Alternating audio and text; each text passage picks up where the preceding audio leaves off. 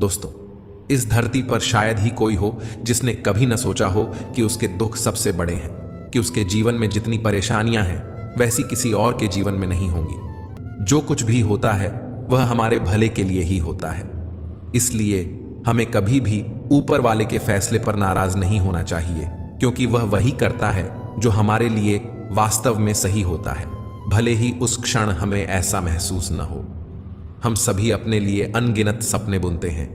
कभी नौकरी का सपना देखते हैं, कभी विवाह का, कभी सेहत का, कभी परिवार में प्रेम और समझ का, और कभी अपने घर का। हर समय हम ये सोचते हैं कि बस ये एक सपना पूरा हो जाए तो हमारी खुशी पूरी हो जाएगी। लेकिन हमारी इच्छाएं अक्सर हमारी योजना के अनुसार पूरी नहीं होती। जब भी हम किसी चीज की गहराई से इच्छा करते हैं, किसी काम को पाने के लिए मेहनत करते हैं, या किसी सपने के सच होने का इंतजार करते हैं और वह चीज हमारी मर्जी के मुताबिक नहीं होती, तो हमें गहरा दुख होता है। ऐसे समय में कई बार हम ईश्वर से भी नाराज हो जाते हैं, उनसे शिकायतें करने लगते हैं। लेकिन जब वही चीज होती है तो हमें खुशी का एहसास होता है। सच तो यह है कि जो चीज हम सोचते हैं, जो मांगते हैं, वह हमेशा हमारे लिए सही नहीं होती। हो सकता है वह नौकरी, वह मकान, वह रिश्ता या वह सपना हमारे भले के लिए ना हो। इसलिए ईश्वर हमें उस ओर से रोक देता है। ईश्वर जानता है कि क्या हमारे लिए उचित है और क्या नहीं। वह हर फैसला हमारी भलाई के लिए ही करता है। मित्रों, अगर आपको हमारा यह प्रयास पसंद आया हो तो हमारे चैनल को सब्सक्राइब करें और वीडियो को लाइक करें। तो चलिए आगे बढ़ते हैं। ईश्वर का हर फैसला हमें दिशा दिखाने के लिए होता है। वह हमारे भले के लिए अपनी योजनाएं बनाता है और हमें हर स्थिति में उन पर भरोसा करना चाहिए। ईश्वर से जो भी हमें मिलता है वह उसकी गहरी समझ और अनंत प्रेम का नतीजा है। आज की कहानी हमें यही सिखाती है कि जो भगवान करते हैं वह हमारी भलाई के लिए होता है, भले ही उस पल में हमें समझ ना आए। इस कहानी में एक युवक है जिसका नाम अमित है। वह एक होशियार और धार्मिक स्वभाव का इंसान है जो दिल्ली में रहता है। अमित एक निजी कंपनी में काम करता है और पिछले 2 साल से वहीं कार्यरत है। उसकी आदत थी कि वह हर छोटी बड़ी बात के लिए भगवान का धन्यवाद करता। जैसे जब घर से निकलता तो भगवान को याद करता और लौटने पर फिर आभार प्रकट करता। यह उसकी दिनचर्या का हिस्सा बन चुका था। लेकिन उसकी एक चिंता थी। उसकी नौकरी में उन्नति नहीं हो रही थी और वेतन भी कम था, जिससे वह अक्सर परेशान रहता था।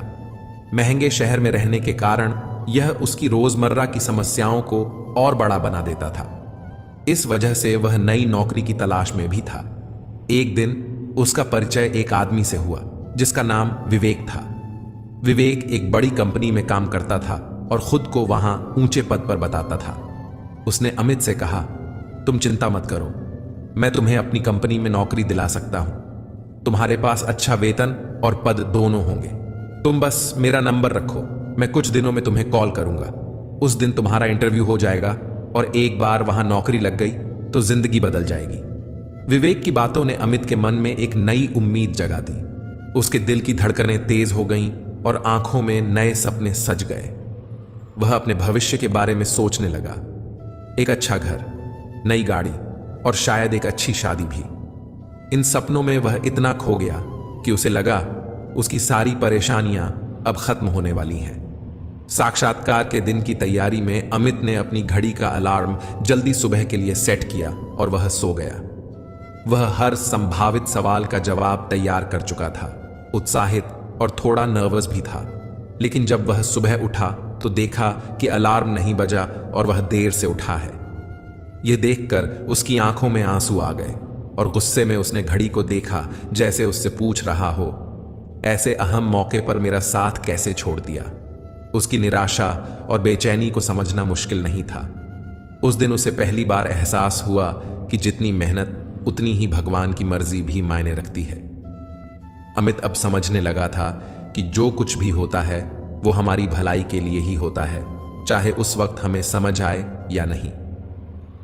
अगली सुबह अमित जल्दी उठता है, भगवान की पूजा करके उनका धन्यवाद करता है और अपनी बाइक स्टार्ट करने की कोशिश करता है ताकि ऑफिस समय पर पहुंच सके। लेकिन जब बाइक स्टार्ट नहीं होती तो परेशान होकर वह भागते हुए ओआंटो पकड़ता है और ऑफिस के लिए निकल जाता है। ऑफिस में पहुंचकर वह पूरे दिन उस व्यक्ति के फोन का इंतजार करता है जिसने नई नौकरी का वादा किया था। लंच के समय उसे याद आता है कि जल्दबाजी में वह अपना टिफिन भी घर पर ही भूल आया है। यह सोचकर वह ऑफिस की कैंटीन की ओर जाता है, लेकिन वहां पहुंचकर देखता है कि कैंटीन भी बंद है। निराश होकर वह मन ही मन सोचता है, आज ही सब कुछ गड़बड़ क्यों हो रहा है। सुबह अलार्म नहीं बजा, बाइक खराब हो गई और अब कैंटीन भी बंद है। कैंटीन बंद होने पर मजबूर होकर वह पिज्जा ऑर्डर करता है, पर जब पिज्जा आता है तो वह भी बेस्वाद और खराब निकला। वह कुछ निवाले खाता है, बाकी पिज्जा फेंक देता है और मन ही मन झुंझलाते हुए ऑफिस के काम में लग जाता है। शाम को जब वह थक हार कर घर आता है तब भी भगवान को धन्यवाद देता है और पूजा करता है। रात में आखिरकार उस व्यक्ति का फोन आता है जिससे वह नई नौकरी की उम्मीद लगाए बैठा था, लेकिन बात शुरू होते ही कुछ ही देर में कॉल कट जाती है। अमित को गुस्सा आता है और निराशा में भरकर सोचता है, आज पूरा दिन मैं इस फोन का इंतजार कर रहा था और अब यह भी कट गया। कुछ ही देर बाद लाइट चली जाती है और उसका गुस्सा और भी बढ़ जाता है। निराश और थका हुआ वह बिस्तर पर जाता है और भगवान से कहता है, हे भगवान, मैं तो आपका इतना बड़ा भक्त हूं, फिर आज मेरे साथ ऐसा क्यों हुआ। सुबह अलार्म नहीं बजा, बाइक खराब हो गई, कैंटीन बंद थी और अंत में यह फोन कॉल भी नहीं हो पाई। वह इसी उलझन में धीरे धीरे सो जाता है। सपने में अमित को भगवान के दर्शन होते हैं। अमित भगवान से कहता है, हे प्रभु, मैं तो आपका भक्त हूं, फिर क्यों आज का दिन इतना खराब गया। भगवान मुस्कुराते हुए कहते हैं, अमित, आज का तुम्हारा दिन मेरी मर्जी से ऐसा बीता। मैंने ही सुबह तुम्हारी घड़ी का अलार्म बंद कर दिया ताकि तुम देर से उठो, क्योंकि अगर तुम समय पर उठकर बाइक से जाते तो एक दुर्घटना निश्चित थी। आज तुम्हारी बाइक का खराब होना भी मैंने ही तय किया था ताकि तुम उस दुर्घटना से बच जाओ।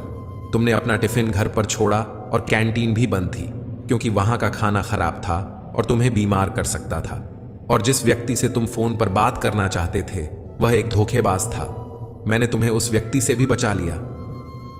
भगवान की बातें सुनकर अमित की आंखें खुल गईं।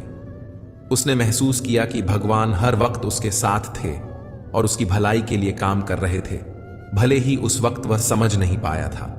उसने भगवान का आभार प्रकट किया और अगली सुबह वह नई ऊर्जा और शांति से भर गया, क्योंकि उसे एहसास हो गया था कि जो होता है वह हमारे भले के लिए होता है।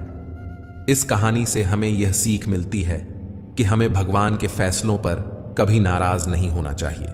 भगवान वह नहीं करते जो हमें अच्छा लगता है, बल्कि वही करते हैं जो हमारे लिए अच्छा होता है। दोस्तों, अक्सर हमें लगता है कि हमारे पास कुछ नहीं है, जबकि सामने वाले के पास सब कुछ है।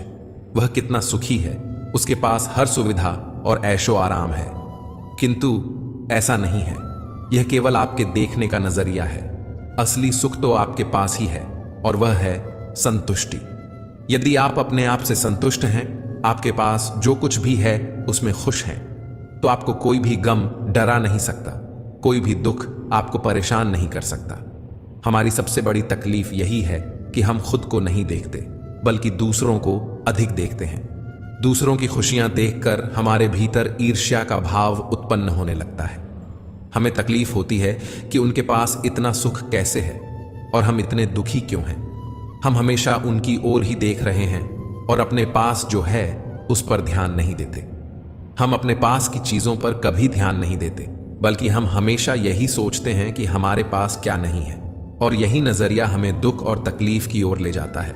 आप चाहकर भी सुखी नहीं रह सकते, क्योंकि आपकी दृष्टि क्या नहीं है पर केंद्रित है। वहीं यदि आप इस तरह से सोचें कि मेरे पास बहुत कुछ है, रहने के लिए अच्छा घर है, खाने के लिए अच्छा खाना है, पहनने के लिए अच्छे कपड़े हैं और कम से कम 2 वक्त की रोटी का इंतजाम हो जाता है, तो क्या आप सुखी नहीं हैं? क्या आपके पास वह सब नहीं है जो दूसरों के पास है?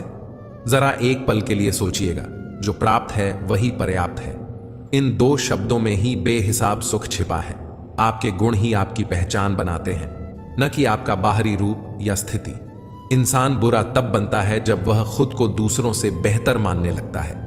परिवार वह सुरक्षा कवच है जिसमें रहकर व्यक्ति सुख और शांति का अनुभव करता है। जैसे फल लगने पर वृक्ष नीचे की ओर झुक जाता है, वैसे ही सज्जन पुरुष धन और ज्ञान पाकर और भी विनम्र हो जाते हैं। जो मासूम लोग होते हैं वे गुस्से में भी रोने लगते हैं। इज्जत उसकी की जाती है जो इज्जत देता है, न कि उसकी जो इज्जत से बात करना नहीं जानता। अकेले रहना एक कला है जो हमें कुछ खास लोग सिखाने के लिए हमारे जीवन में आते हैं। आजकल इंसान दिल से नहीं, जरूरत से रिश्ते बनाता है।